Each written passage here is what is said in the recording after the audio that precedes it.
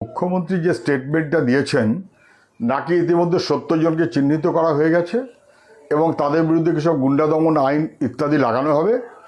আমি জানি না উনি রং, বর্ণ, ধর্ম এই সব দেখে রাজনৈতিক উদ্দেশ্যে যদি কিছু করতে চান তাহলে মানুষ কিন্তু ছেড়ে কথা বলবে না। যথাযথ তদন্ত সবসময় জরুরি।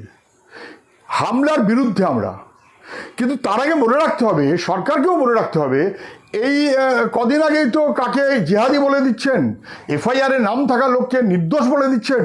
ফলে ওরা সব কথার যথার্থ এটা মনে করার কোনো কারণ নেই মুখ্যমন্ত্রীর। দিল্লিতে দেখেছেন কিভাবে পুলিশ নিরীহ ছাত্রদের উপরে তারা প্রতিবাদ করতে গেছে, তাদের ভবিষ্যতের জন্য।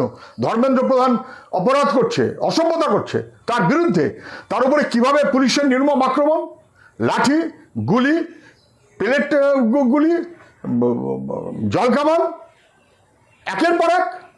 ফলে বুঝে সুঝিয়ে যেন চলেন।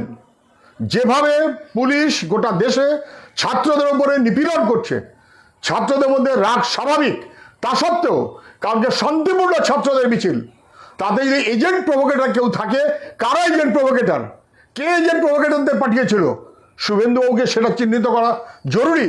সেটা না করে রাজনৈতিক কোনো উদ্দেশ্য যদি সিদ্ধ করতে চান তাহলে কিন্তু গোটা বাংলা, গোটা ভারতবর্ষ তা মেনে নেবে না। এটা উনি মনে রাখেন।